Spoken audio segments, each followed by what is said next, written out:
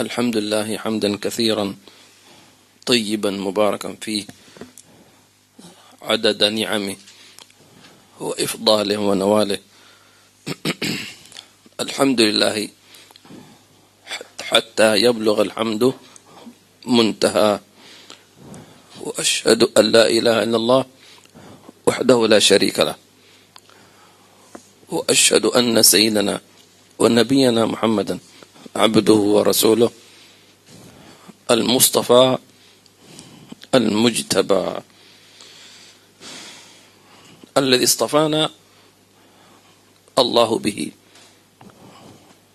واصطفاه لنا وجعله نبينا وجعلنا من أمته وجعلنا من خير أمة أخرجت للناس، والحمد لله. اللهم صل وسلم وبارك على سيدنا محمد الرحمة المهداة والنعمة المسداة وعلى آله وصحبه وسلم تسليما كثيرا. ثم أما بعد، فنواصل إياكم ما توقفنا به في الدرس الماضي من مرض العجب، وهو أشد من الكبر. وقلنا أن العجب سبب الكبر، فالكبر فرع من العجب، وبالتالي من لم يكن عنده إعجاب فليس عنده كبر. فمن تطهر من مرض العجب فإن شاء الله تعالى لا مجال للكبر في نفسه. اللهم طهر قلوبنا وزكي نفوسنا في خير وعافية. أعوذ بالله من الشيطان الرجيم. بسم الله الرحمن الرحيم. الحمد لله رب العالمين، والصلاة والسلام على سيدنا محمد وعلى آله وصحبه أجمعين. In the name of Allah, the most gracious, the most merciful. All praise is due to Allah subhanahu wa ta'ala. And we praise Allah subhanahu wa ta'ala in proportion to the blessings and divine favors He has showered upon us. May we say Alhamdulillah until it reaches the level that is befitting for Allah subhanahu wa ta'ala to be praised. We testify that there is no Lord worthy of worship but Allah subhanahu wa ta'ala, and the Prophet Muhammad sallallahu alayhi wa ala alihi wa sallam is the last of his prophets and messengers, for he is al-Mustafa al-Mujtaba. He is the one whom Allah subhanahu wa ta'ala selected us through him, and he selected him for us as our beloved prophet and messenger. And he made us the best of nations sent out to the people. May the best of salutations be passed on the Prophet Muhammad sallallahu alaihi wasallam, and upon his family, and upon his companions, and upon all of those who follow him until the day of judgment. Ameen. Tonight we continue where we stopped in the last lesson, looking at the disease of ujub, of self-conceit. And we have learnt that so far this disease is more severe than having arrogant pride or kibr, and that the presence of ujub as a disease causes kibr. Ujub, this self-conceitedness, causes arrogant pride, causes kibr. Kibr is an offshoot of ujub. So if the person doesn't have any ujub within him, then inshallah there is no kibr. If the person is purified of this disease of ujub, inshallah there would be no way for kibr to take residence within that human being. نعم، مر علينا في أن للعجب علامات وشرحناها أيضا، أن المعجب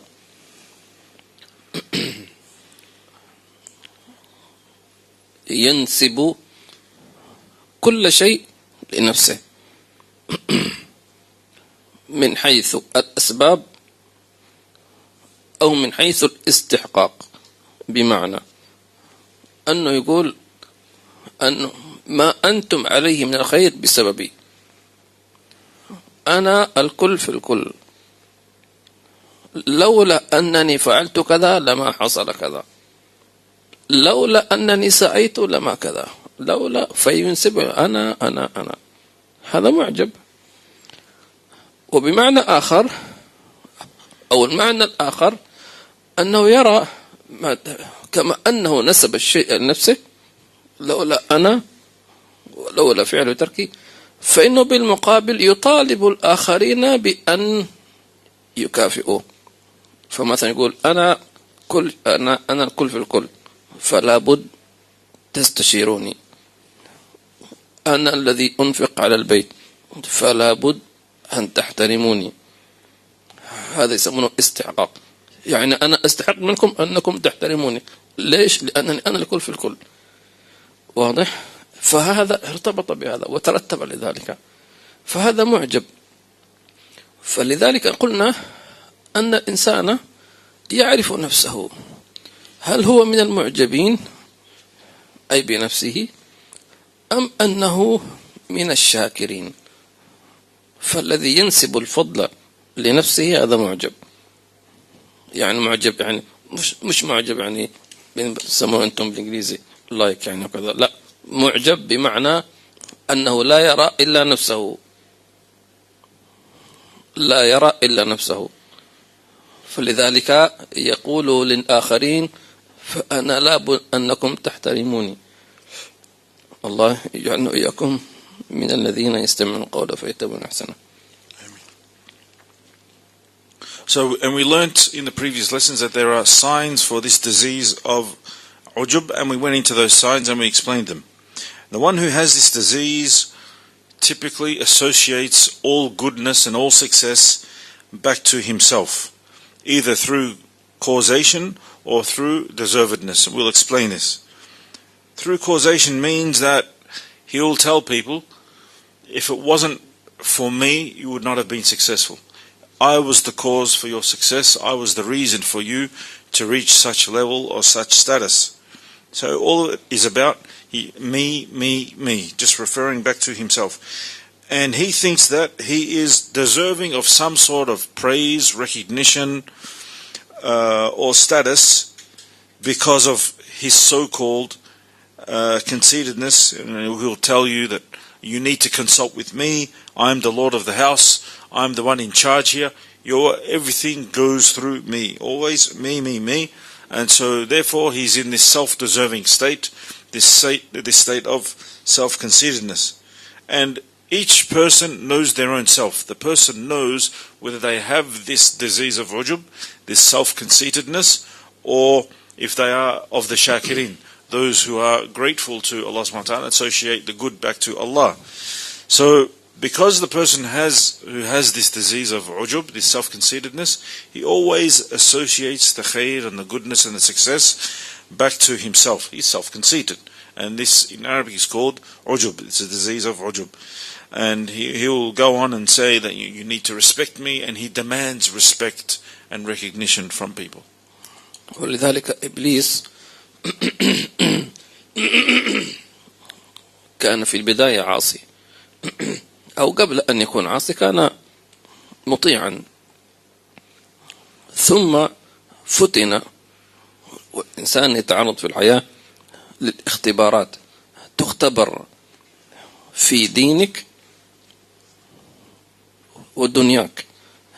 المقصود بالاختبار أن تعرف أين وصل إيمانك، أو أن تعرف هل أنت فعلا مؤمن ولا لا. فالاختبار هذا بالعكس، هذا هو صحيح الاختبار، أن الواحد يخاف من الاختبارات، لكنها فيها إيش؟ فيها تنبيه. فلذلك إبليس كان في ظاهر الأمر من المتعبدين، فأراد الله أن يختبره. كيف الله اختبره؟ قال سبحانه وتعالى: وإذ قال ربك للملائكة إني جاعل في الأرض خليفة. طيب الله عز وجل هو الآمر الناهي، هو مالك الملك. فإذا أراد أن يفعل ما يقول يا ملائكة أنا سأفعل. هل الله سبحانه وتعالى عندما خلق السماوات وخلق الأرض وخلق قال أنا سأخلق، أم يخلق على طول؟ يخلق. إنما قولنا لشيء إذا أردناه أن نقول له كن فيكون.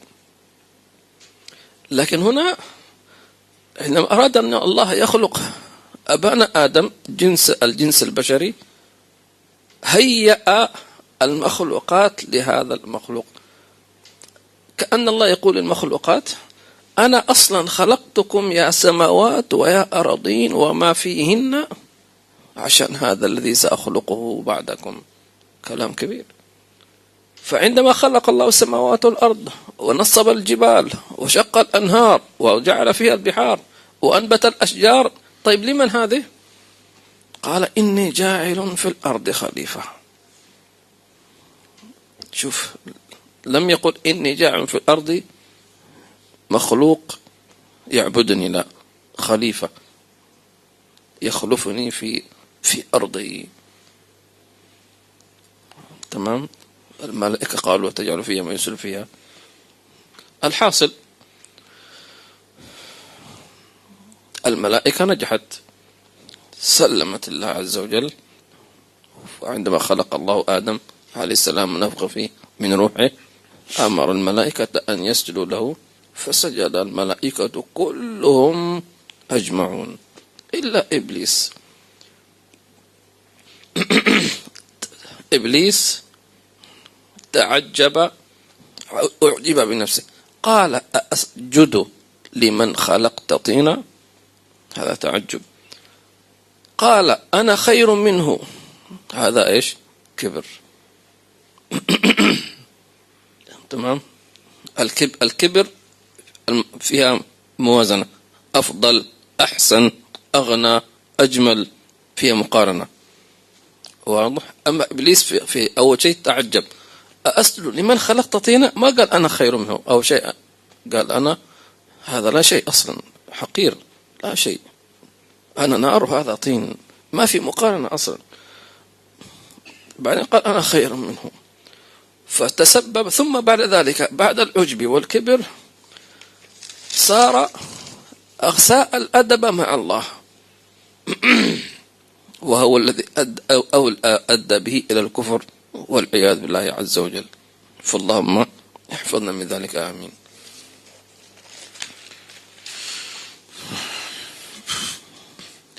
So if we to look at the very beginnings of ujub or self-conceitedness, the first one that was tested with this was Iblis, the devil, the shaitan himself.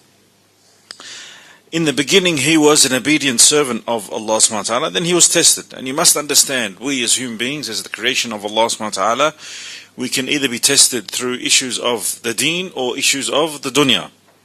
And the intention in any kind of test is to basically test your iman and to know, for you to know where you have reached or where you stand with your iman. Yes, we fear being tested by our iman, but at the same time it's a wake-up call for us that there needs to be an adjustment made with if you fail or pass the test.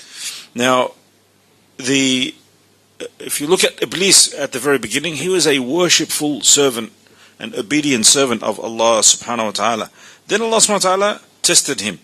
As you are aware, Allah subhanahu wa ta'ala said in the Holy Quran that he addressed the angels and those present in the court of Allah subhanahu wa ta'ala. He said, I will place a vicegerent of mine on earth. There will be a representative of me.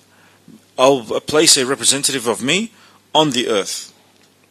Now, when Allah subhanahu wa ta'ala creates, he does not seek permission, or he does not ask the angels or anybody else, what do you think of this idea? Because he is the commander, he is the king of the entire universe, he is the creator. He does not need to consult. As he says in the Holy Quran, his command is kun fayakun, be, and it shall be, and it's done immediately. So Allah subhanahu wa ta'ala created Adam alayhi salam, and in the lead up to the creation of Adam, in the lead up to placing the soul within him, Allah subhanahu wa ta'ala prepared the creation, and He addressed the creation as if He's telling the creation, I have created a human being, or there will be a human being coming, or a creation coming, which I'm about to place before you. So all of these, the plants, the trees, the heavens and the earth, and the movement of all of the elements, Allah subhanahu wa ta'ala is telling the rest of creation, I've created all of this for the service of mankind, or for the service of the human beings. I am placing, he says in the Holy Quran, I am putting a vicegerent, a representative of me on earth. So when the angels heard this, and Allah subhanahu wa ta'ala asked them to bow down in prostration before Adam alayhi salam, the angels passed the test. They bowed down and they fulfilled the order of Allah subhanahu wa ta'ala. All of them passed, not a single one held back, except Iblis, who was in the close court of Allah subhanahu wa ta'ala at that time. He was self-conceited. This is where self-conceit came in. And Habib explained the difference between kibr and self-conceit. A person who has kibr, regardless whether it's to do with whether he has wealth or beauty or attractiveness or status in society, a person who has kibr tends to say, I am more wealthy than him, I am more beautiful than him, or I am smarter than him. So there is some element of comparison. A person who's self-conceited doesn't, he comes from the basis of there is absolutely no comparison. I'm in another league. That's the way the self-conceited person thinks. So the response of the devil, of Iblis, was, shall I bow down to one whom you have created from clay, whereas I am of fire? I am better than him. So he's basically saying there is no comparison whatsoever. So this is ujub. So, and obviously after the ujub settled in came the arrogance. He was tested with that, and this led him to be ill-mannered before Allah subhanahu wa ta'ala. And when a person crosses the red line in their manners with Allah subhanahu wa ta'ala, this leads a person to disbelief, to kufr, and this is what happened with Iblis. من يقرأ؟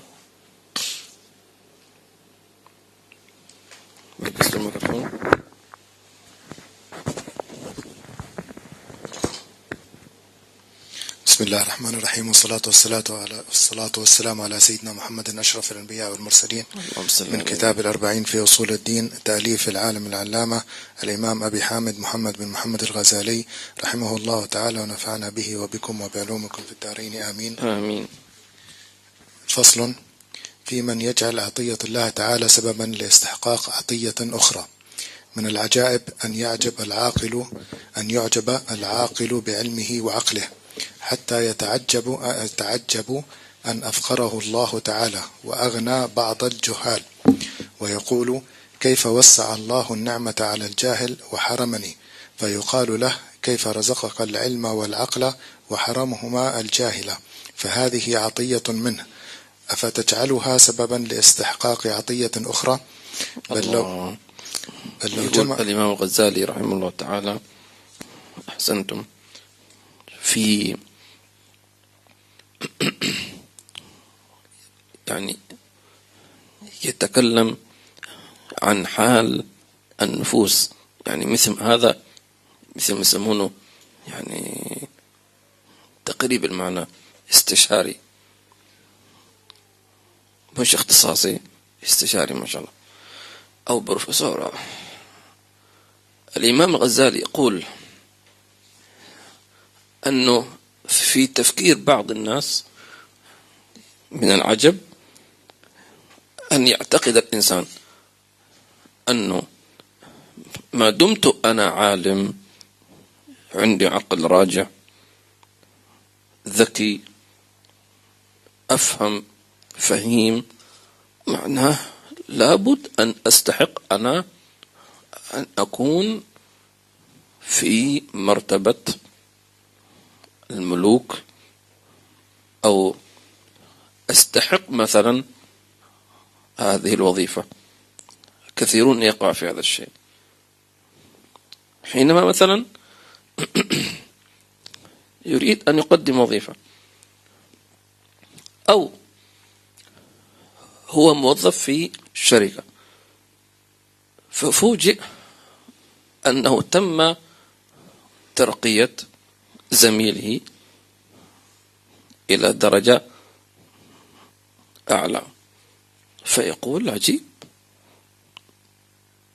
أنا أستحق هذه الترقية، أنا أستحق هذه الوظيفة. ليش تستحق؟ لأنني أجدر وأعلم وأفهم وكذا. الإمام الغزالي يريد أن يقول أن يبطل، إذا كنت أنت أعطاك الله نعمة فلا تتصور أنه مدام أعطاك هذا الشيء لابد أن تستحق شيء آخر. لا، هذه أرزاق موزعة. فضرب الإمام الغزالي مثالا أنه لا تظنن أنك إذا كنت ذكيا أو عاقلا أو فهيما أن تكون غنيا، ولا يترتب أن يكون الإنسان جاهلا أن يكون فقيرا. تمام؟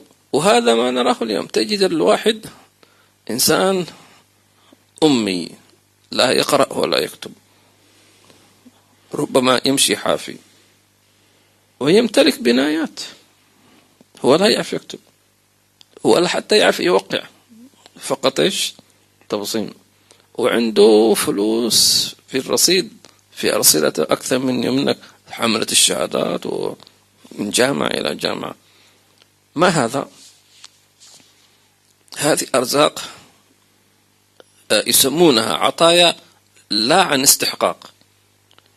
لو أن الله قال أنا سأرزق من يستحق لن يرزقه. مين يستحق؟ إلا النبي صلى الله عليه وسلم. شو تستحق؟ واحد يقول طيب جهدك هذا من الله أصلا، من الله، القوة من الله، العزيمة من الله، العقل من الله، التدبير من الله عز وجل، كله من الله. طيب أنت تستحق إيش؟ فلذلك بل الله فاعبد وكن من الشاكرين. فمن رأى نفسه أنه لا يستحق فهو أصلا يرى أن الجنة هذه عظيم بفضل من الله تبارك وتعالى جل جلاله وتعالى فعله، ويترتب على ذلك شؤون كثيرة نحن نقع فيها سنذكرها إن شاء الله تعالى. So Abu Hamid Ghazali here in this passage talks about some of the spiritual conditions and the way people think, and he talks about that the people in general, they have a unbalanced or strange way of weighing things up, and they tend to think that as long as if I have intelligence or wit or understanding, then I deserve to be in the position of kings or in the position of management or whatever it might be. Many people fall into this trap. To draw the point closer to home, you may be an employee in a company, and then you are surprised to find out and to learn that a colleague has been promoted to a higher position than you, and you are surprised and you are disturbed, or the person is disturbed, and the person may think to themselves, I am more deserving of that position, I have more experience and I'm more learned when it comes to these matters. Why isn't it that I was not promoted? Why did he get promoted? I am more deserving. Now, this is a trap that many people fall into. If Allah subhanahu wa ta'ala gave you a blessing, it is not necessary that you deserve something in the dunya in return for that blessing, whether it's strength or intelligence. Why? Because Allah subhanahu wa ta'ala is the one who distributes the sustenance. He's the one that distributes the rizq. And He's the one that sees the overall plan. And He distributes the rizq, that is accordingly. So it is not necessary that because a person is smart or intelligent that they should be rich and wealthy. And it's also not necessary that if the person is not so intelligent or uneducated that they should be poor.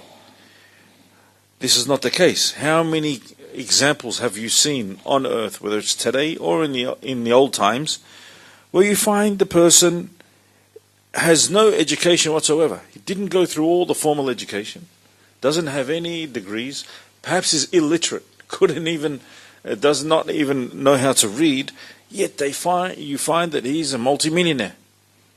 He has a bank account that many of us would dream of.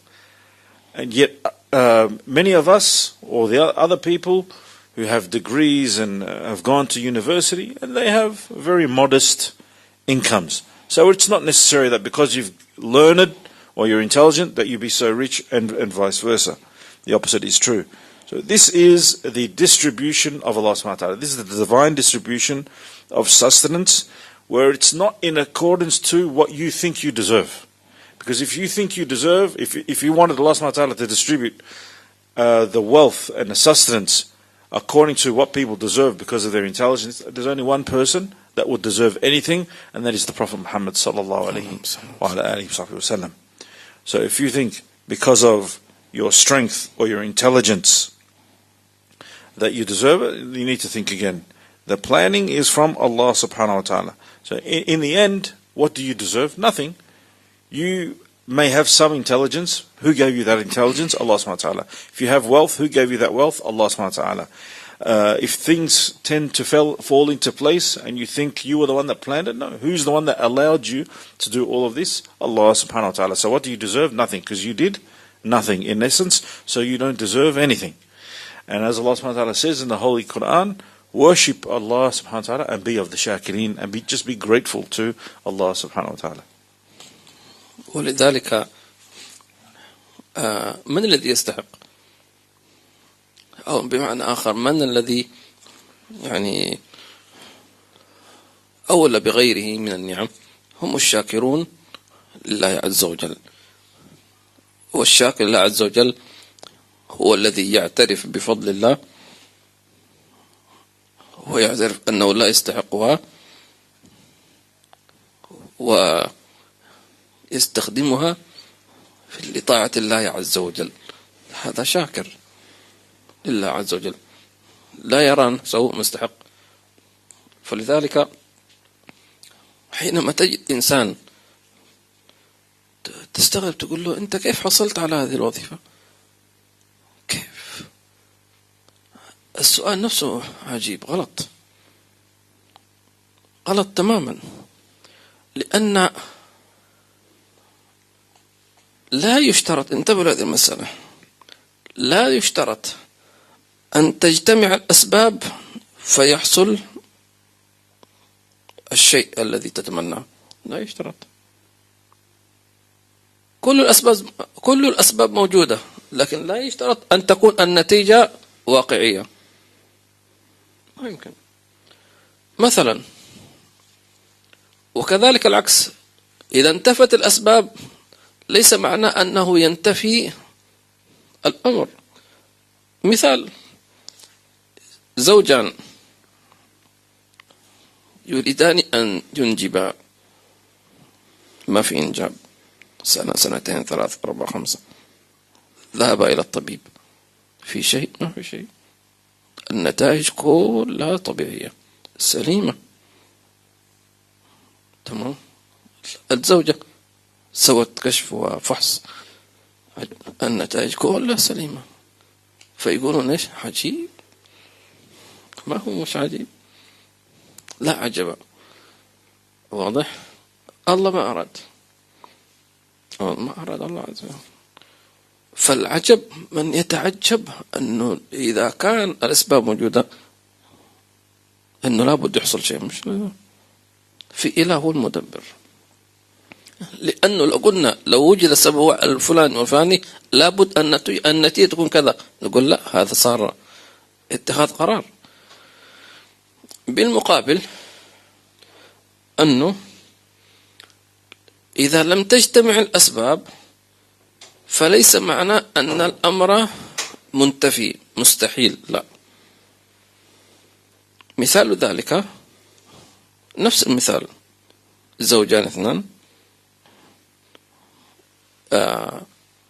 هناك سببان لم يوجد للإنجاب ومع ذلك أنجبا، مثل سيدنا زكريا. ماذا قال؟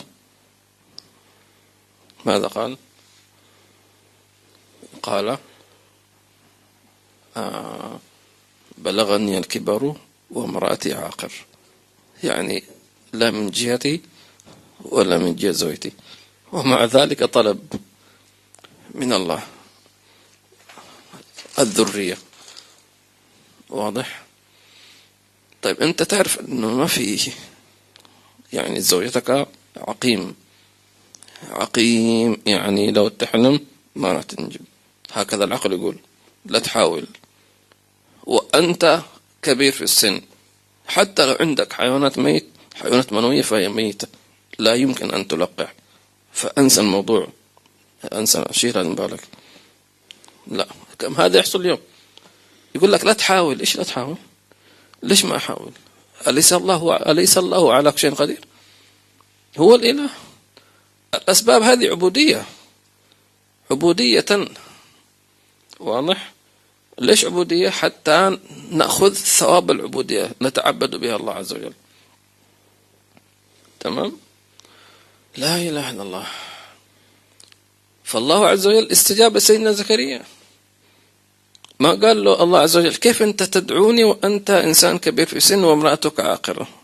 كيف أنت تدعوني؟ سبحان الله. لذلك نقول حينما تنظر إلى هذه الحياة، أحيانا كثير أشياء تشوف ليس هناك سبب للرفض، ليس هناك سبب لعدم حصول هذا الشيء، يقول لك كيف هذا عجيب. وكذلك الناس يتعجبون أن هناك ما في أسباب لحصول كذا ويحصل كذا. يقول لك الأرصاد الجوية مستحيل تكون في أمطار، ثم جاءت الأمطار. فالمقصود من هنا الإمام الغزالي الذي يريد أن يوصل لنا مسألة أنه لا يشترط أن تجتمع عندك الأسباب أن يحصل الشيء الذي تريده، لا يمكن ذلك. والله أعلم.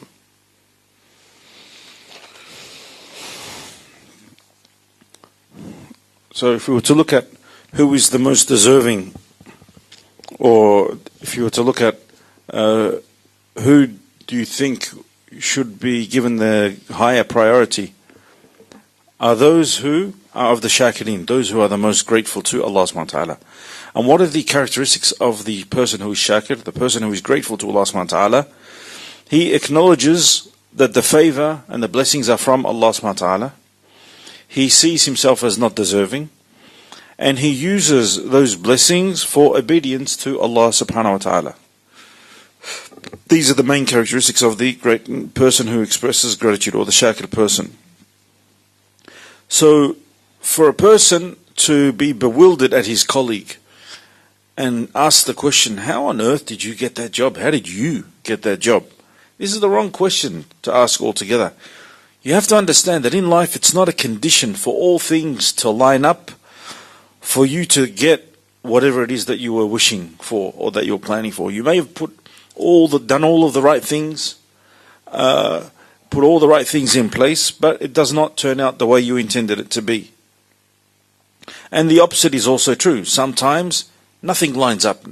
All of the steps required for you to succeed in a particular issue, maybe not all the steps were fulfilled, or nothing seems to line up. You seem to be out of luck, but yet in the end the person is successful.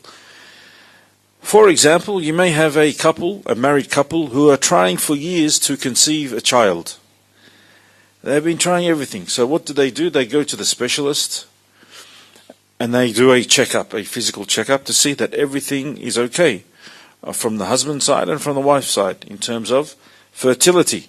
And they do the checkup, all is okay. Does it seem strange? It's not strange. It's all in the hands of Allah subhanahu wa ta'ala.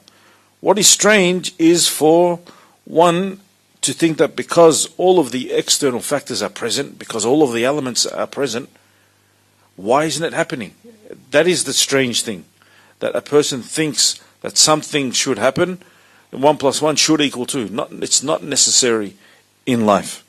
And at the same time, not all things need to be in place according to our understanding for somebody to be successful or for some result to come about. So another example of this is another couple who wish to conceive, yet none of the required factors are in place for them to conceive. Who is an example of this? Sayyidina Zakaria alayhi salam, where he was elderly and his wife was elderly, and his wife was beyond the stage of being childbearing. So she was now barren and he was elderly, and yet they wanted to conceive a child. So he was elderly, he himself as the man was elderly, and his wife was barren. Yet they put their request before Allah subhanahu wa ta'ala. Now he knows that his wife is barren, and Allah subhanahu wa ta'ala did not say to him, you're asking for children, don't you know? See how old you are? Can't you see that your wife is barren? She's beyond the age of bearing children. Allah subhanahu wa ta'ala did not respond in that manner, because Allah subhanahu wa ta'ala is the most capable. Allah subhanahu wa ta'ala just requires for us to take of the asbab, use what Allah subhanahu wa ta'ala has given you in life as a display of your slavehood before Allah subhanahu wa ta'ala. You are a slave before Allah subhanahu wa ta'ala, and He's asking us to do this just so that we can be rewarded by Allah subhanahu wa ta'ala for being slaves of Him and acknowledging our position as slaves before Allah subhanahu wa ta'ala. Allah subhanahu wa ta'ala answered the dua of Zakaria, and He didn't say what you're asking for is impossible, it's ridiculous. No, He answered his dua. He was sincere and his dua was answered. So if you were to look at your life, we were to look at our lives. Now, it's not necessary that because things are not in place that a person shouldn't be successful. Like Habib mentioned the example earlier, just because a person is not educated doesn't mean that he's going to be unsuccessful, and vice versa. Just an example of this is the Weather Bureau. Sometimes the Weather Bureau says it's impossible. The conditions right now is not indicating there's going to be any rains, and all of a sudden the rains come hailing down, storming down. This is all from Allah subhanahu wa ta'ala. So Abu Hamid al-Ghazali is trying to drive a point home to us here, that it is not necessary for all of the asbab, all of the elements to line up for a certain outcome to be the result according to our own thinking and expectations. من أراد أن يتعجب من شيء فليتعجب مدى حلم الله به، أي أن الله لم يعذبه. يتعجب كيف أن الله لا زال يرزقه وهو يعصيه. عجيب سبحان الله. يتعجب أن الله يرزق الكافر وهو كافر بالله عز وجل سبحانه، فيقول سبحان الله. لذلك كذلك نفس المثال سيدنا إبراهيم عليه السلام حينما طلب من الله أيضا ذرية، هب لي من الصالحين، دعوة سيدنا إبراهيم، فجاءته الملائكة تبشره وكانت زوجته حاضرة سمعت بشارة الملائكة لسيدنا إبراهيم أن الله سيعطيه ذرية صالحة، فبشرنا بإسحاق ومن وراء إسحاق يعقوب. فأقبلت امرأته زوج سيدنا إبراهيم إلى يمين سارة عليه السلام، كم كان عمرها؟ 99 سنة، وعمره 100 سنة. فأقبلت امرأته في صرة أي في صيحة، فصكت وجهها أي لطمت وجهها. المرأة هكذا إلى من تتعجب، يا الله يا لهوي. تمام، شفت الوصف القرآني كيف؟ فأقبلت امرأته في صرة أي في صيحة، في يعني متعجبة، صرخت، مش معقول. فأقبلت امرأته اللي هي سارة زوج سيدنا إبراهيم في صرة أي في صيحة، فصكت وجهها وقالت عجوز عقيم، أنا عجوز كيف؟ فماذا كان رد الله؟ قالوا أتعجبين من أمر الله، رحمة الله عليكم وبركاته أهل البيت إنه حميد مجيد. إذا ربك قدير ليش تتعجب؟ تتعجب لأنه قادر؟ ما تتعجب. لكن العجب من أراد أن يتعجب فيتعجب هو من نفسه، إنه كيف الله لا زال يرزقه وهو إنسان عاصي وإنسان جاحد وإنسان كسول، إلا يذكر الله إلا قل، مع ذلك الله ساتر عليه ومنم عليه، لم يفضحه. فمن هنا استحي، وش يقول لا الله يحبني، كيف يحبك؟ تضحك على نفسك، تعصيب في هذا وتقول الله يحبك، هو الله ساتر عليك. يريدك أن تفهم، أن تدرك، أن تستعي، مش تفهم العكس فتزيد الطين بلة كما يقولون. الله يعين. رحمة الله وبركاته عليكم أهل البيت إنه حميد مجيد. يا الله. نعم. So if you want to be amazed at something or bewildered, look at the forbearance and the patience of Allah subhanahu wa ta'ala, that He has not punished people on the earth who continue to disobey and go against Him. You look at how Allah subhanahu wa ta'ala sustains such people in their state of kufr, in their state of denial. A person denies the existence of Allah subhanahu wa ta'ala, yet Allah subhanahu wa ta'ala continues to feed him and sustain him and protect him and to shelter him on a daily basis. Ibrahim alayhi salam, he wished that he had righteous offspring. And so the angels came to him to give him the news of the glad tidings from Allah subhanahu wa ta'ala that his wife will become pregnant and she will bear offspring. His wife was present and she overheard. Now who's the offspring of Ibrahim alayhi salam? Ishaq and Yaqub alayhi salam, they were of the prophets of Allah subhanahu wa ta'ala.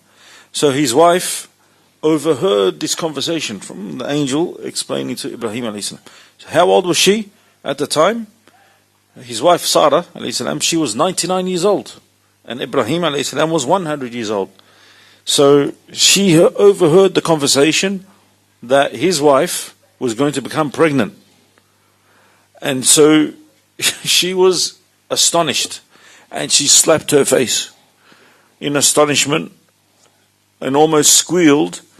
This is how Allah subhanahu wa ta'ala gives the details in the Holy Quran. And obviously she's thinking to herself, I'm an old barren woman, 99 years old, frail. How am I going to have children? And Allah subhanahu wa ta'ala responded in the Holy Quran, are you bewildered with the command of Allah subhanahu wa ta'ala? Isn't Allah subhanahu wa ta'ala most capable? He is capable. If Allah subhanahu wa ta'ala wills or wishes for something, it happens.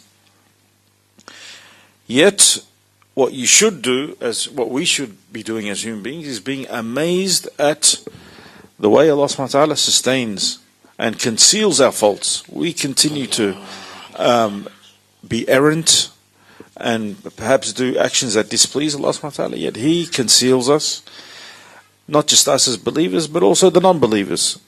And for the person to say, for the person who is continuously disobeying Allah subhanahu wa ta'ala, and yet that person at the same time is doing well, so-called well in life, he's wealthy, he's well-fed, and he's in a pretty good situation, and he's deluded, he says, see, Allah loves me.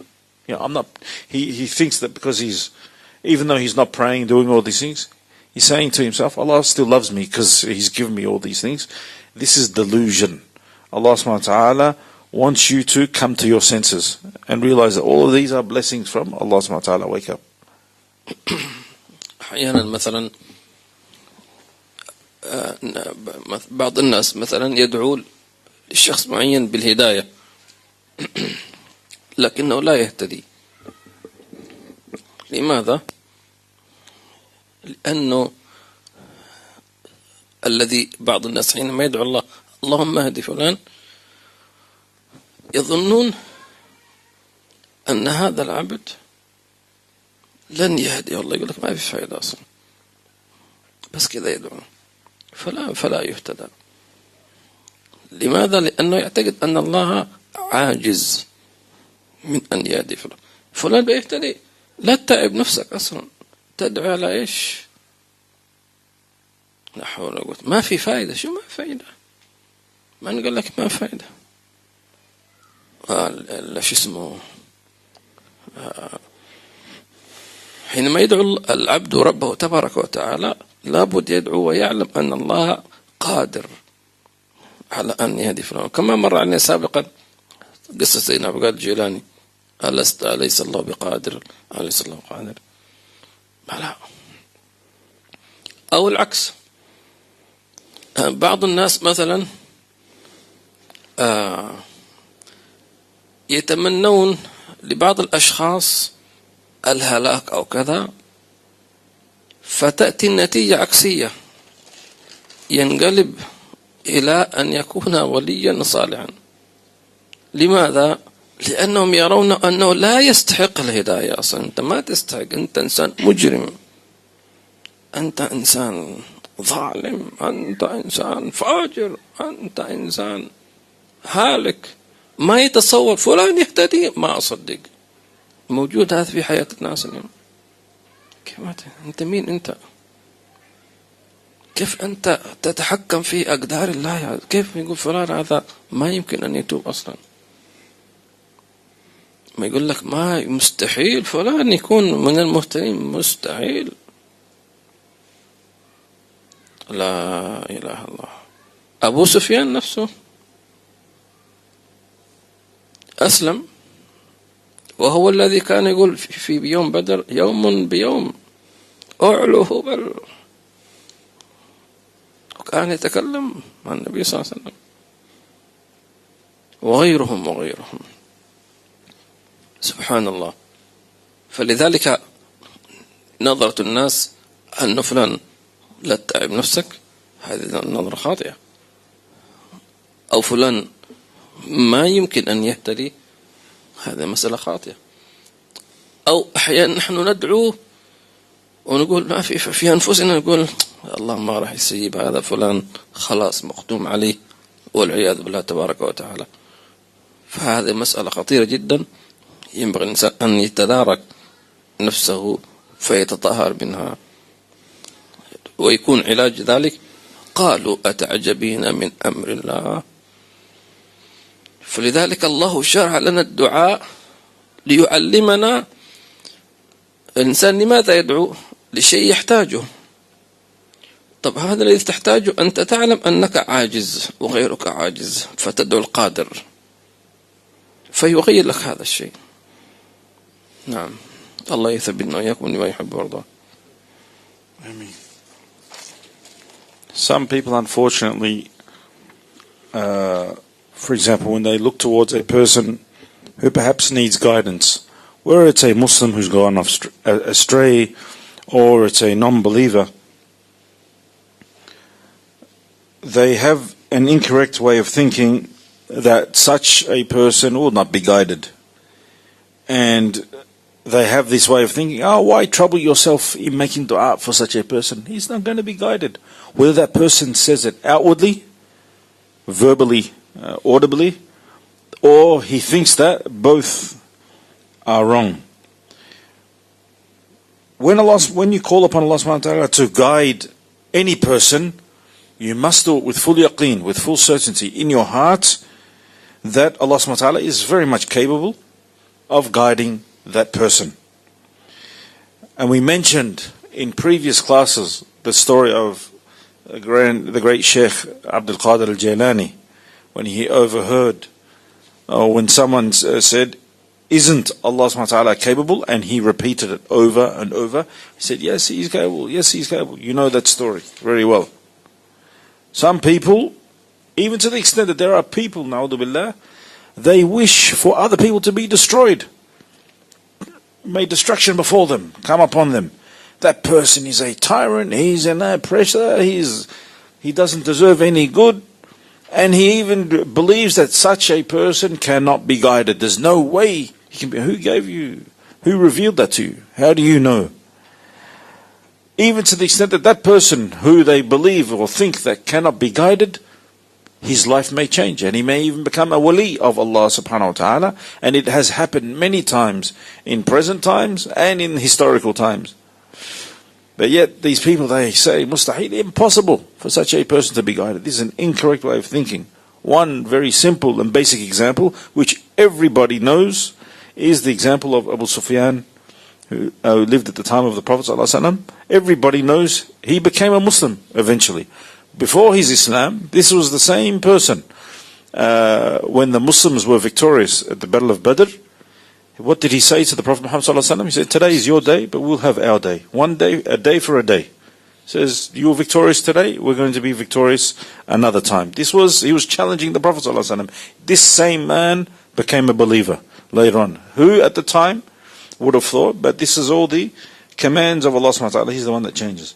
And there are many, Habib said, there are many examples like him. So don't fool yourself, and do not ever think to yourself, or don't say to other people, don't waste your time with making dua for such and such person for guidance. He'll not be guided. This is all too common a saying. Or to think, to have this, okay, you don't say it outwardly, but to even think it is wrong. To think in your heart that there's no way that person will be guided, this is also wrong. And you need to make dua and think that Allah subhanahu wa ta'ala will guide that person. You need to have that positive thoughts about Allah subhanahu wa ta'ala, and you need to be very aware of the way you think of other people and how Allah subhanahu wa ta'ala will deal with other people. And as Allah subhanahu wa ta'ala says in the Holy Quran, in answer to the wife of Ibrahim alayhi salam, are you amazed at the command or the order of Allah subhanahu wa ta'ala? Allah subhanahu wa ta'ala is very capable. And Allah subhanahu wa ta'ala calls upon us in the Holy Quran. He tells us, you make dua. Why do we make dua to Allah subhanahu wa ta'ala? Normally it's for something that you need. So you need for a person to be guided. And at the same time, when you're making dua, you're acknowledging that you are not capable and Allah subhanahu wa ta'ala is capable. So when you're making dua for somebody's guidance, it's not you who are guiding the person, but it's Allah subhanahu wa ta'ala that guides. لذلك لا تتعجب أن يكون مثلا الزوجان الصالحين لكن ينجبان مثلا ابن أو بنتا خلاف صلاح الأب والأم. يكون إنسان عاصي فاسق. عجيب، كيف أبوك وأمك من صالح وأنت تطلع كذا؟ مين قال لك أصله يشترط أنه إذا كان الأب صالح والأم صالح أن يكون الابن صالح؟ من قال كذلك؟ ليس شرطا. وكذلك تجد الأب والأم أو الزوجة فاسقين وينجبان ما شاء الله أولاد بررة، حتى يتعجب من أبوك؟ أبويا هذا أبوك الفاسق السكين الخمير، يتعجبون. أو بنت محجبة ما شاء الله، فين أمك؟ هذه أمك المتبرجة السافرة. أصلا التفكير غلط. لا يشترط أن يكون هذا نعم واحد يتمنى، أو بمعنى آخر الأغلب أنه ما إذا صالح هكذا، لكن لا يشترط. ولذلك الله تبارك وتعالى جعل أمثلة من هذا المعنى في القرآن للأنبياء. سيدنا نوح عليه السلام لا زوجته ولا ابنه خانته في الدين، يعني مش خانته في شيء ثاني، وابنه كذلك. وكذلك نبي الله لوط عليه السلام في زوجته. وضرب الله مثلا الذين كفروا امرأة نوح وامرأة لوط كانتا تحت عبدين صالحين من عبادنا. عبد صالح من عباد الله، يعني شوف الثناء، فخانتهما فلم يغنيها عنهما من الله شيئا وقيل ادخلا النار مع الداخلين. لذلك أمور غيبية ما تستطيع أن تقول كيف أنت يعني لابد كذا يحصل كذا، لابد كذا، لا يمكن. الله يثبتنا وإياكم لما يحب ويرضاه ويعلمنا هذه العلوم في خير وعافية. So therefore don't be amazed that, for example, you have a married couple, two spouses who are very righteous and they have offspring who may be disobedient and who have gone astray. It's not a condition. Just because the parents are practicing and obedient to Allah subhanahu wa ta'ala, it's not necessary that perhaps their children will follow the same way. And the opposite is true. There are parents out there who are disobedient, wrongdoers, and completely way off track. And they have offspring that, subhanAllah, Allah subhanahu wa ta'ala guides them and obedient and practicing and sticking to Allah subhanahu wa ta'ala. To the extent, for example, the son, a righteous, good man, very well known. Everybody knows him to be a good practicing, well-mannered person. And I say, who's your parent? My father's. That's your father? That wrongdoer, that's so-and-so, that person? Or a girl, mashallah, she's covered, modest, and she's very well-mannered, practicing. Who's your parents? My parents are so-and-so. They're your parents? You? These people?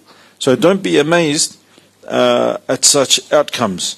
Yes, it is fair to say that it's more common and more chance that you have righteous offspring sprouting from righteous parents, but it's not a condition. Don't think that it's a condition whatsoever.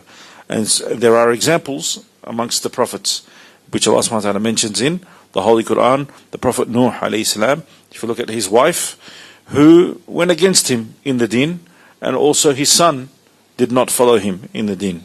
These are the closest family members of the Prophet Nuh alayhi salam, and also Lut alayhi salam, his wife Nuh, the wife of Lut, she did not follow him in the Deen as well. She went astray. Allah subhanahu wa ta'ala mentions in the Holy Quran, Allah gave examples of disbelievers in the wife of Nuh and Lut. They were under the wing of the most righteous.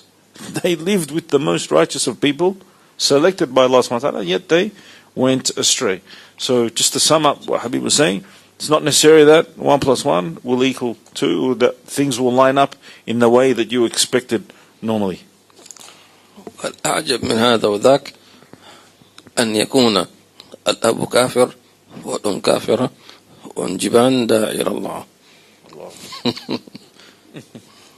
أن يكون الأب رئيس الكفر وابنه من أصحاب النبي صلى الله عليه وسلم، مثل عكرمة ابن أبي جهل، أبو جهل هذا الرأس الكبير، ابنه صحابي، مش مسلم، صحابي، يعني دخل في خواص خلق الله عز وجل، سبحان الله. بينما بالمقابل أنه تجد أن يكون الواحد في أعلى مراتب اليقين ويمكن ابنه ملحد، سبحان الله. وشرحت لكم كما قال لي من أثق به أن أحد علماء الشام هكذا، يعني كان مجالسه تكتظ بالحضور، ما تجد موضع، لكن أحد أبنائه لا يصلي، سبحان الله. هل أنت قصرت؟ أنا ما قصرت، علمته وربيته فهمته، لكن القلب مش بيدي. تعلم ابنك الصلاة كذا كذا كذا، تشجعه تحببه، القلب ما تقدر تفتح القلب وتحط المعلومات، ما تقدر. المعلومات شيء، لكن المحبة بهذا الشيء أو الكره ما هو بيدك. خلاص لتعلم أنك عبد، لك حد، ما تقدر. إنك لا تهدي من أحببت ولكن الله يهدي من يشاء. لماذا؟ حتى تعلم عبوديتك أنت، أدي الذي عليك، طيب معتمدا علي، ثم كل هذا جهدك تحت أمري أنا، إما أن أقبل accept أو أرفض. يعني إيش أرفض؟ reject، تمام، صح؟ خلاص نحن كل حين في عندنا في الجوالات يقول لك accept ولا reject، تمام، cancel. ضغط الزر، هو مصعب نفسه ويجيب لك رسائل وكل شيء ودعايات وهكذا، آخر شيء تقول له أنا كنسل، يقول لك are you sure؟ شوف راجع يمكن بالغلط. no I'm sure كنسل. طيب الله المستعان، الله لا يجعلنا من الخاسرين، يجعلنا من الفائزين. آمين في خير وعافية. What is more amazing than all of this is that you have two parents who are non-believers, kuffar, and yet they have offspring who are du'at, callers to Allah subhanahu wa ta'ala. This is amazing. For example, Abu Jahl. We all know Abu Jahl was one of the biggest enemies of Sayyidina Muhammad sallallahu alayhi wa sallam. And who was his son? Ikrimah, one of the great companions, one of the elite of the companions of the Prophet Muhammad sallallahu alayhi wa sallam. Or that a person could be in the highest levels of yaqeen, of certainty in Allah subhanahu wa ta'ala. He's so close to Allah subhanahu wa ta'ala, yet his son turns out to be an atheist. So it's very possible. Habib mentioned a story of one of the mashayikh. There was one famous sheikh in Sham, in Damascus, who had a huge following. Hundreds of people would attend his classes, and he was of the Salihin. Yet he had one of his sons was not praying. He struggled. And you could ask him, did you do your part? Yes, I taught him all of the rulings of prayer and how to pray and everything, but he's not praying. You can deliver the message, but you can't open up the person's heart and make them love the message. You can't make them love that ilm, that knowledge, that information. لكن بعدين تاب ورجع صار يصلي. But it's known that afterwards that son, he repented and he actually started praying, alhamdulillah. الله يهدي أبنائنا وإياكم جميعا. So Allah subhanahu wa ta'ala wants us to recognize that we're nothing but slaves of Allah subhanahu wa ta'ala. Nothing is in our hands. As Allah subhanahu wa ta'ala says in the Holy Quran, you can't guide whomever you love or whomever you wish. You have to just do your part, do your bit, rely on Allah subhanahu wa ta'ala and leave the rest to Allah subhanahu wa ta'ala. It's up to Allah subhanahu wa ta'ala to accept or reject. So you're doing all of your efforts with the full reliance on Allah subhanahu wa ta'ala only, and Allah subhanahu wa ta'ala will either accept it or will reject it. Just like the world of the mobile phones, you find the people that place the ads, they've gone to so much trouble, designing the ad, placing the ad, and all the technical efforts that go behind it, and they pose a question to you, do you accept? And no. And then they try again, are you sure? Yes, sure, or whatever, reject. So in the end, the point is, it's up to Allah subhanahu wa ta'ala to accept. Bismillah. بل العاقل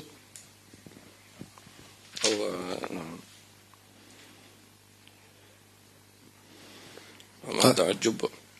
قال المؤلف رحمه الله: بل لو جمع لك بين العقل والغنى وحرم الجاهل منهما جميعا كان ذلك أولى بالتعجب، وما تعجب العاقل منه إلا كتعجب من أعطاه الملك فرسا وأعطى غيره غلاما، ويقول كيف يعطي الغلام لفلان ولا فرس له ويحرمني وأنا صاحب الفرس، وإنما سار صاحب الفرس بإعطائه فيجعل عطاءه سببا لاستحقاق عطاء آخر وهو عين الجهل. بل العاقل يكون أبدا تعجبه من فضل الله تعالى وجوده من حيث أعطاه العلم والعقل ووفقه للعبادة من غير تقدم استحقاق منه، وحرم غيره ذلك، وسلط عليه دواعي الفساد واضطره إليه بصرف دواعي الخير عنه، وذلك بغير جريمة سابقة منه. وإذا شاهد ذلك تحقيقا غلب عليه الخوف، إذ قد يقول قد أنعم الله علي في الدنيا من غير وسيلة وخصني به دون غيري، ومن يفعل مثل هذا بغير سبب فيوشك أن يعذب ويسلب النعم أيضا بغير جناية وسبب. فماذا أصنع إن كان ما أفاضه علي من النعم مكرا واستدراجا؟ كما قال الله تعالى: فتحنا عليهم أبواب كل شيء حتى إذا فرحوا بما أوتوا أخذناهم بغتة، وكما قال تعالى سنستدرجهم من حيث لا يعلمون. نعم، الإمام الغزالي رحمه الله تعالى عظيم وحكيم، فيقول لنا كما ذكرنا التعجب، ما أراد أن يتعجب من شيء فليتعجب من فضل الله عليك دون أن تستحق. كما أن الله الآن كل واحد يسأل نفسه هل نحن نستحق أن نكون مسلمين؟ لا. هل نحن نستحق أن نكون من أمة النبي محمد صلى الله عليه وسلم؟ لا، ما في أي سبب. لما تجد أنه ما في أي سبب تعلم أنه اختيار محض من الله تبارك، استفاء خلاص، فتزداد تعجبا من فضل الله ويزيدك خوفا، لأن ما دام أنت أعطيت هذا الشيء من غير ما تستحق فلا تتعجب أن يسلب منك، لأنك أصلا ترى ما تستحق، ما في سبب أصلا، فليش تتعجب إذا أخذ منك؟ فيزداد الخوف. لذلك كان الصالحون يخافون من سلب الإيمان، لأنه أصلا يرون أنه لا يستحقون، لا يستحق أن يكون مؤمن. تمام؟ الله حبب إليه الإيمان، واضح؟ فلذلك يخافون، لأنهم يرونه ما دام أنه لا يستحق العطاء فلا تتعجب أن يؤخذ منك العطاء لأنك أيضا لا تستحق. فكيف بمن يرى نفسه أنه لا يستحق أصلا لأنه عاصي، فيكون السلب أولى بمن يعصي الله عز وجل. واضح؟ أيضا ذكر الإمام الغزالي أنه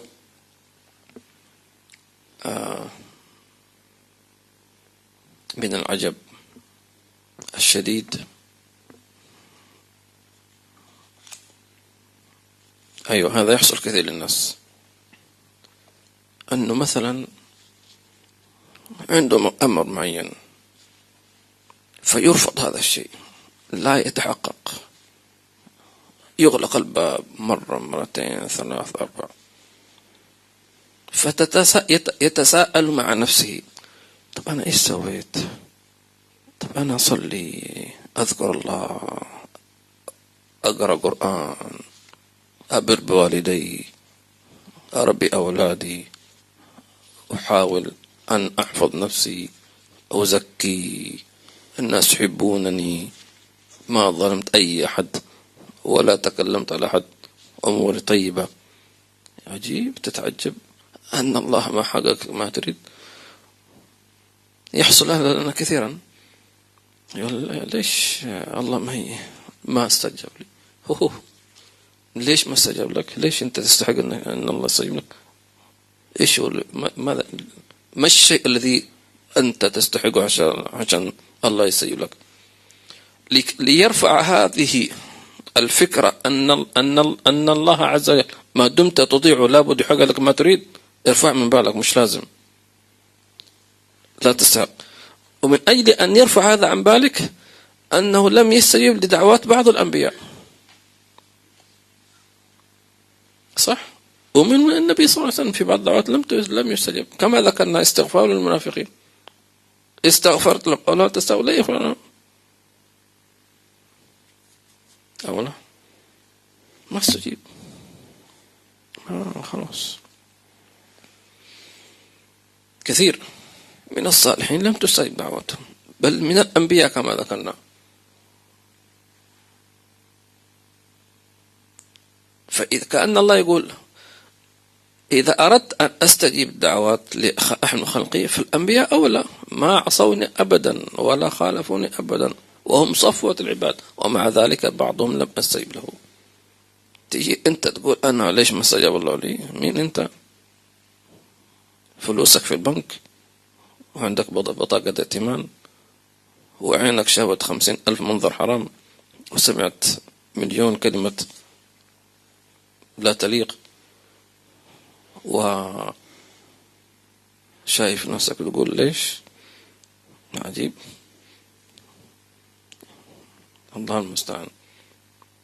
لم يستجب الله لي، انت مين انت؟ تريد انه على طول هكذا يا رب؟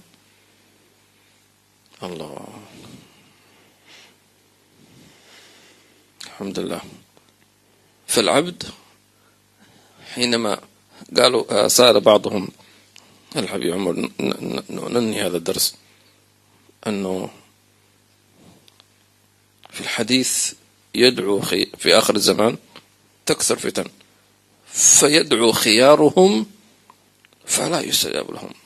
في الحديث خيار الناس يدعون يا الله يا الله فلا يستجاب لهم. النبي أعطانا الآن فلا يستجاب لهم. طيب هنا يتبادر سؤال، طيب لماذا لا يستجاب لهم؟ فسألوا الحبيب عمر بعض الناس سؤال أحيانا يطرح نفسه فيقولون طيب إذا النبي صلى الله عليه وسلم قال فيدعو خيارهم فلا يستجاب لهم، فالعقل يقول طيب خلاص ما في داعي تدعو ما دام النتيجة محسوم فلا يستجاب لهم. فإيش ما هو الجواب؟ شوف الجواب الذي يفتح الله فيه. قال ما معناه ليعلموا أنهم من الخيار، من خيار الله، أي أن الذي يدعو الله عز وجل ويستمر في الدعاء حتى لو لم يستجب الله لو 50 سنة ما استجاب، هذا من الأخيار، لأن مجرد الدعاء عبادة. استجيب لم يستجب هذه مسألة أخرى. كل ما تدعو أنت تعبد الله. الدعاء مخ العبادة. الإمام الحداد يقول فلهذا السر أدعو في يساري وعساري، في أنا سواء كنت في نعمة أو في فقر، في غنى أو فقر، محتاج أو مشتاق، أنا أدعو في يساري وعساري. أنا عبد صار فخري ضمن فقري واضطراري إليك، أنا محتاج إليك. ولذلك قالوا أن أعظم الاستقامة هو الثبات، ثباتك مع الله وثبات قلبك في حسن الظن بالله. معنى الثبات أنه ما يتغير بتغيير الأحوال، يعني إذا كان فقير أو غني هو نفسه ما تغير، كان في جوع أو شبع هو نفسه، كان في خير أو في نعمة ثم سلبت النعمة هو نفسه ما تغير. يحمد الله ويذكر الله بأفضل ما يحب الله نسمع معه. الحمد لله في خير كبير. مش زي بعض الناس إذا قال سبحانه وتعالى وإذا أنعمنا على الإنسان أعرض وانأى بجانبه، تكبر، ما يقول ما يشكرنا أنه نحن أعطينا، يقول هذا مني شغلي هذا. وإن مسه الشر كان يئوسا، إذا أصابه شر كان يئوس ما يدعو الله، لأنه يقول ما في فائدة، أنا دعوت الله ما يستجيب، وليش تعب الناس يدعو الله؟ قل كل يعمل على شاكلته. أنت شاكلتك أنك عبد العطاء، والكلب أحسن منك، أنت تحمل عليه يلهث أو تتركه يلهث. لو طردت الكلب يبقى عند الباب، لكن أنت حتى لو طردناك ما تهرب، تصير ما دام طردتني خلاص مع السلامة. ولذلك الكافر يوم القيامة ما يقول ويقول الكافر يا ليتني كنت، ما يقول كنت كلبا، لأنه يرى أن الكلب أحسن منه، يقول كنت ترابا. نسأل الله عز وجل السلام والعافية في ذلك، والحمد لله رب العالمين. Muhammad Ghazali, mashallah, is very wise, carries a lot of wisdom in his advice. If there is any reason for a person to be impressed with something, be impressed with something that Allah subhanahu wa ta'ala has given you and is deserving of being impressed without you deserving that. So let me reword. Be amazed at something which Allah subhanahu wa ta'ala has given you and you don't deserve it. That's something that we should be impressed with. For example, do you deserve to be a Muslim? Or do we deserve to be of the ummah of the Prophet Muhammad sallallahu alaihi wasallam? If you truly understand this, you'll understand that you have been selected by Allah subhanahu wa ta'ala to be a Muslim. And that's something to really be amazed over. that Allah subhanahu wa ta'ala has selected you to be a Muslim and of the ummah of the Prophet Muhammad sallallahu alaihi wasallam without any deserving and without any effort on your part. The salihun, the righteous, used to fear. Their fear would increase because they understood this. They understood that they were given their iman and their Islam without deserving it. It's nothing on their part that made them deserving. And at the same time, they recognize that it can be taken away from them at any time, at any point. This salb al-iman, na'udhu billah, this taking away of one's iman, of one's belief, can be taken just like Allah subhanahu wa ta'ala gave you iman, Islam, at any without you deserving it. He can also take it away from you. So this would increase their fear.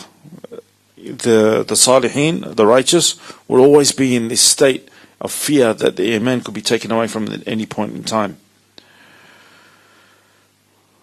The person has a particular need, and sometimes a person will call upon Allah subhanahu wa ta'ala and they'll do everything that they can at their disposal, yet all of the doors are closed in their face. And so the person sometimes wrongly thinks to himself, what did I do wrong? I pray, I read Quran, I'm good to my parents, I'm good to my neighbors, I'm good in the community, I have not harmed anybody, I have not oppressed anybody. Yet Allah subhanahu wa ta'ala has not answered my du'as. Why has He not accepted my du'as? Why hasn't He accepted my prayers? The first question you should ask, why do you think that you are so deserving that Allah subhanahu wa ta'ala should answer your du'as in the first place? Or take another example. If you were to look at this and put everything in perspective, look at the prophets themselves. Many of the salihin, many of the prophets made du'as. Do you think all of their du'as were accepted? Allah subhanahu wa ta'ala addressed the Prophet Muhammad sallallahu alaihi wasallam out of His love for the Prophet sallallahu alaihi wasallam, when the Prophet sallallahu alaihi wasallam was making istighfar for the hypocrites, for the munafiqun. And Allah subhanahu wa ta'ala addressed the Prophet sallallahu alaihi wasallam, saying, even if you were to make istighfar for them 70 times, I will not forgive them. And Habib explained why in the previous lesson. So, if this was the Prophet Muhammad sallallahu alaihi wasallam himself, not because Allah subhanahu wa ta'ala doesn't love the Prophet sallallahu alaihi wasallam, but He knows the situation better. So you need to ask yourself, who are you to think that you are so deserving that your du'as must be accepted?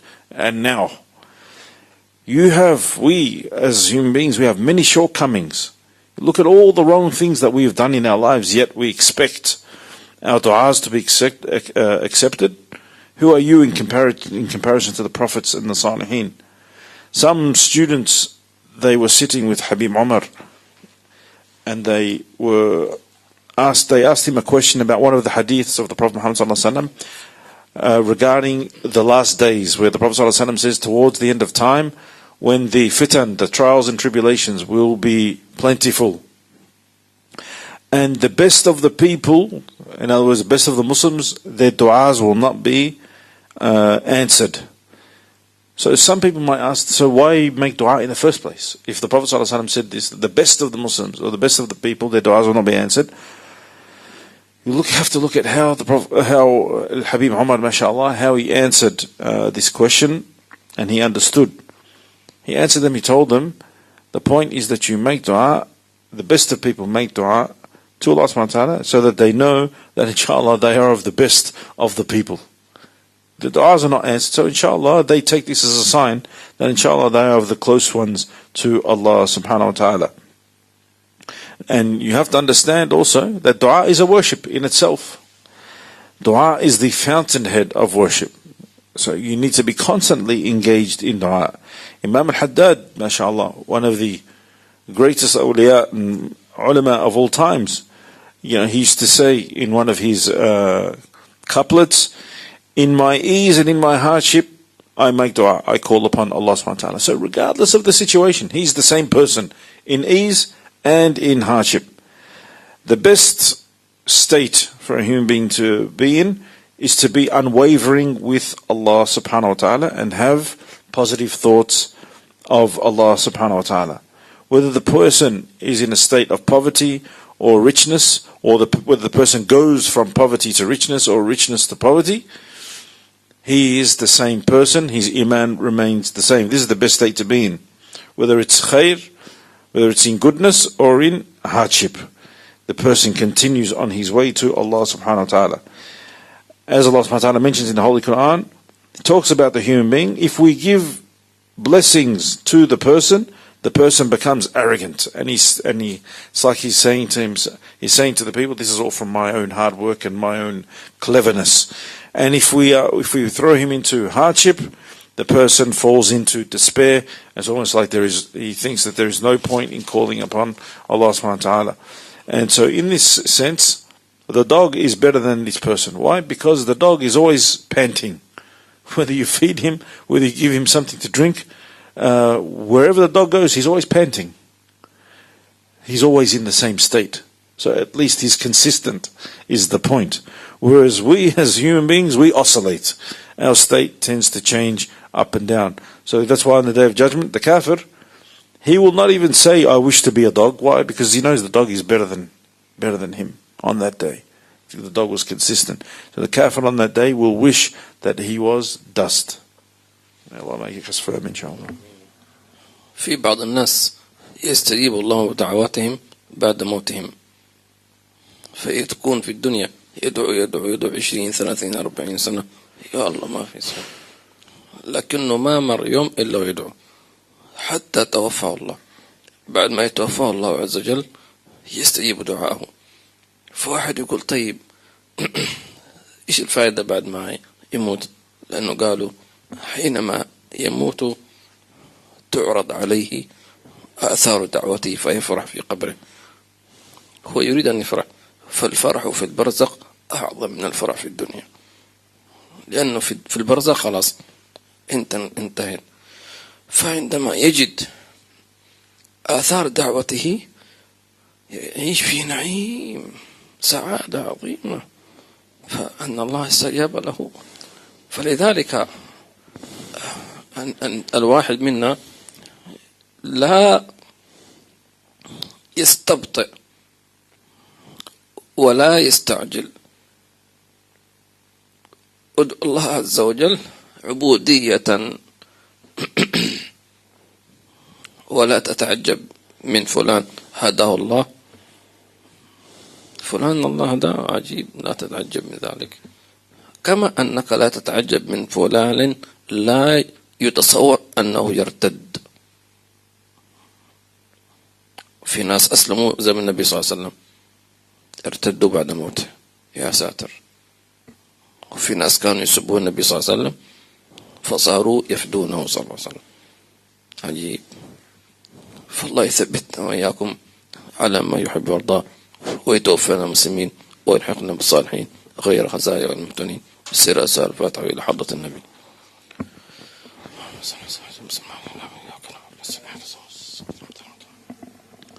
There are some people, subhanAllah, who they live their whole lives, 20, 30 years, in a state of dua, calling upon Allah subhanahu wa ta'ala, praying to Allah subhanahu wa ta'ala, asking Allah subhanahu wa ta'ala.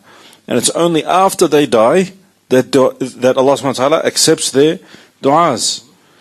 Now some people might ask, what's the point? If the person's made dua all his life and he dies, goes into the ground, and then Allah subhanahu wa ta'ala accepts the dua, what's the point? The point is, when the person dies, Allah subhanahu wa ta'ala shows the effect of his du'as when that person is in the grave, in the barzakh. So imagine, now you're in the barzakh, in the grave, you're in a different realm now. Your eyes are unveiled, and you see the reality of things. Allah subhanahu wa ta'ala answers your du'as. Allah subhanahu wa ta'ala shows you the effect of your du'as in your happiness. Allah subhanahu wa ta'ala wanted you to experience that happiness in the barzakh better than experiencing that barzakh in the dunya, because the happiness in the barzakh is everlasting. When you're in the barzakh and Allah subhanahu wa ta'ala reveals this and allows you to be joyful and happy, then this is eternal happiness in the barzakh. So therefore, do not despair and do not be hasteful in your du'as, and know that the dua is an act of slavehood before Allah subhanahu wa ta'ala, and do not be astonished at somebody's guidance, nor be astonished at somebody's misguidance. It's all in the hands of Allah subhanahu wa ta'ala. In the life of the Prophet Muhammad sallallahu alaihi wasallam, there were people who were Muslims in the time of the Prophet sallallahu alaihi wasallam while he was alive. After he passed away, they turned away from Islam. Na'udhu billah.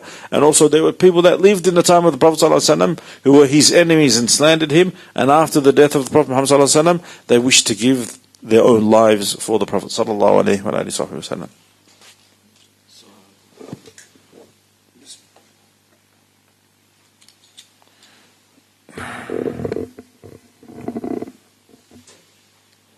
ترجمة الآية هذه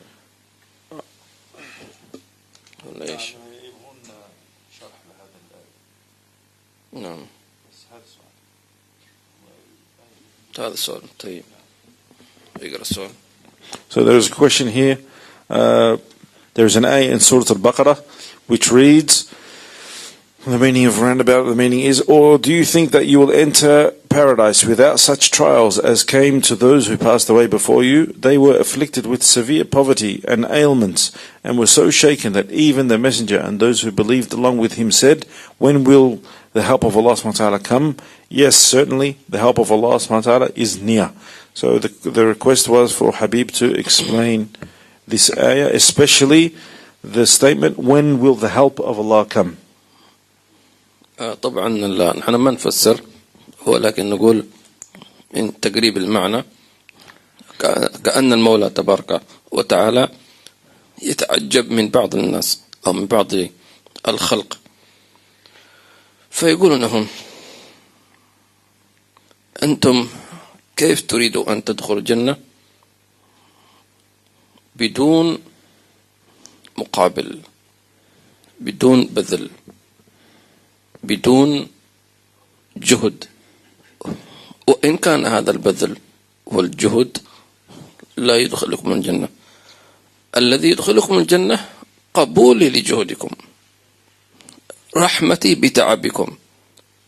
فتأتي الرحمة حينما ترى إنسان تعب ترحمه. واضح؟ فلذلك حينما يتذلل العبد ويستعطف ربه ويظهر افتقاره لله عز وجل، تأتيه الرحمة، تأتيه الرحمة. أم حسبتم أن تدخلوا الجنة ولما يأتكم مثل الذين خلوا من قبلكم مستهم البأساء والضراء، الفقر والمرض اجتمعت فيهم. يقول وزلزلوا، أي في إيمانهم، اختبروا اختبار شديد في إيمانهم، حتى يقول الرسول في مرتبة يعني أن الذين ممن كان قبلكم اختبرناهم اختبارات شديدة، ابتلاءات شديدة، رغم أننا أطلنا أعمارهم. واضح؟ فيكون واحد مثل مريض طول عمره لكنه صابر. فلذلك يقول فإذا أنتم تتعجبون من تأخيري لنصري لكم، تأخرت شوية حتى أنصركم، فإنما من كان قبلكم صبروا سنوات طويلة وأدخلتم الجنة. فأنتم إذا أردتم أن تدخلوا الجنة فتعلموا ممن قبلكم حتى يصل الحال إلى أن يبلغ الأمر عندكم مبلغا تسألون متى نصر الله، ليس شكا ولكن فقرا. خلاص أنا يا ربي يعني انتهيت. فحينما يصل عبد إلى هذه المرتبة يسمى دعوة المضطر. أنت وصلت إلى درجة المضطر. ما معنى المضطر؟ المضطر الذي مثل الغريق، خلاص حيموت، فماذا يفعل؟ يدعو، يصرخ، يستغيث، أنقذوني، خلاص إذا ما حد أنقذني أنا سأغرق سأموت. دعوة المضطر هذه، حتى يقول الرسول والذين متى نصر الله. خلاص في هذه الحالة هلا إن نصر الله قريب، أي يكون النصر قريبا تقريبا المعنى حينما ترى نفسك أنك عاجز أن تنصر نفسك. فحينما ترى نفسك عاجز الآن تدعو الله بافتقار، أنك أنت حتى جهدك ما سوى شيء، تكتيكك ما سوى شيء، تخطيطك ما نفع، باقي خلاص أنك أن تدعوني بافتقار. خلاص لا شغل ولا لا جهد لا تخطيط لا جيوش ولا أموال ولا أنا أنصرك الآن. ولذلك الله عز وجل يقول حينما أرسل الله الملائكة 5000 الملائكة قال وما النصر إلا من عند الله. لا ملائكة لا 5000 ملك ولا مليون ملك. الله يرزقنا وإياكم حقيقة الصدق ما في عافية. So in answer to this question, Al-Habib is just noting that he's not giving the tafsir of the ayah, but it's inshallah drawing us closer to the meaning of what's intended in the ayah. That is, Allah subhanahu wa ta'ala here is amazed at some of the reactions of the people and of what people say. And it's like he's saying, how do you think or do you wish to enter into Jannah without making some kind of sacrifice or effort or putting up with some trial?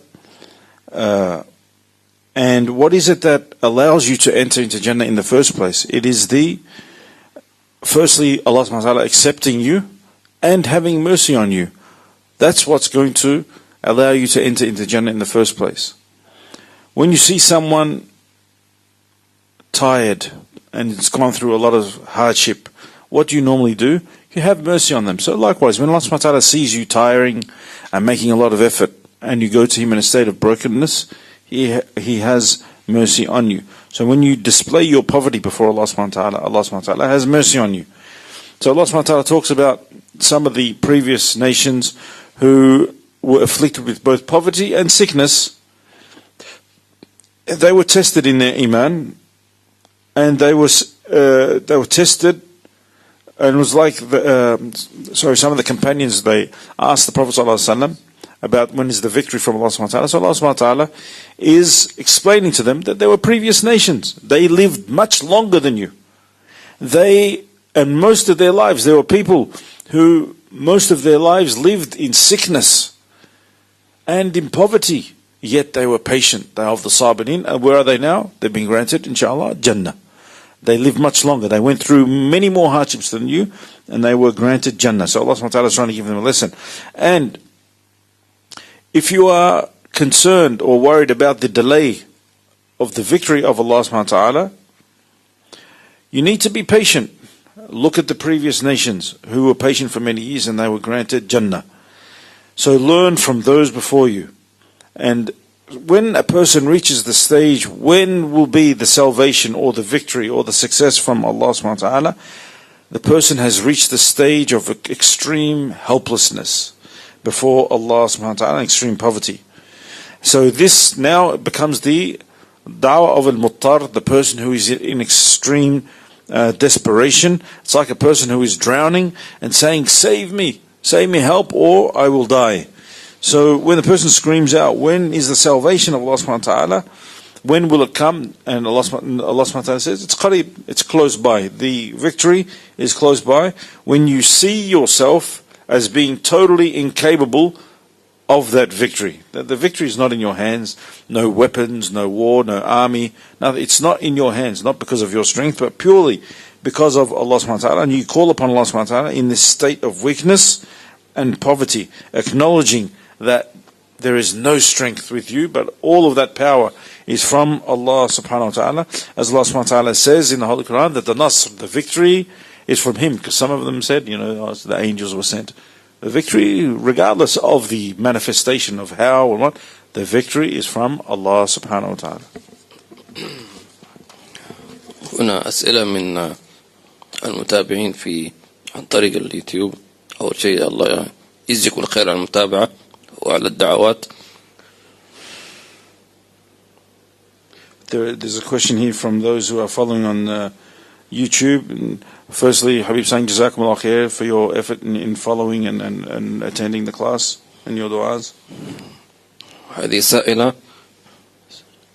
سائرة أبو بكر أظن في أمريكا إن شاء الله. Sister Sayyida Abu Bakr from America. تقول أخت شوفت سؤال من أمريكا في أمريكا. أخت ترى النبي صلى الله عليه وسلم في المنام كثيرا ما شاء الله في أمريكا. لا تتعجب لا تعجب. Don't be amazed. Father, there's a sister, you know, and two sisters. Some of the sisters they saw the Prophet ﷺ in a dream. This is in the US, so don't be amazed. وهي تدرس ولدها هذه المرأة. And she's teaching her son. تسكن في أمريكا. She lives in America. إن شاء الله تشوف النبي في أمريكا. Imagine, Habib's amazed. He's not amazed, but subhanAllah, in the US, and she sees the Prophet ﷺ. تريد تعبير ما ترى. نعم. طبعا هي لم تذكر تفاصيل المرأي، ولكن ما دام أن ترى النبي صلى الله عليه وسلم كثيرا فهنيئا لها ما شاء الله. يعني صلى الله عز وجل أن يبارك فيها وأن يزيدها من فضله وأن يعطينا ما أعطاها في خير وعافية آمين. وإذا شافت النبي صلى الله عليه وسلم تسلم عليه إن شاء الله صلى الله عليه وسلم. The sister, she's just requesting like an explanation for what she saw in a dream. The fact that she saw the Prophet ﷺ in a dream is enough, you know, and just amazed at that. It's a big blessing, and Habib was saying that okay, she didn't go into all the details of the dream of what she saw, but the fact that she saw him, mashallah, it's a gift. And Habib, you know, out of the softness of his heart, asking if she saw the Prophet ﷺ in a dream, please give salams to him from us. ولنعلم أن روح النبي صلى الله عليه وسلم يعني لا تتعلق بمكان أمريكا ولا مكة ولا المدينة ولا كندا ولا أي مكان، إنما هو إذا وجد المحب جاءته البشارة إن شاء الله. And we know that the soul of the Prophet Muhammad ﷺ is not tied to one particular place. It's not tied to Medina or the US or Mecca or Canada or any place. As long as that love is in the heart of the seeker, they will find the Prophet ﷺ. حياكم الله. السلام عليكم ورحمة الله وبركاته. السلام عليكم.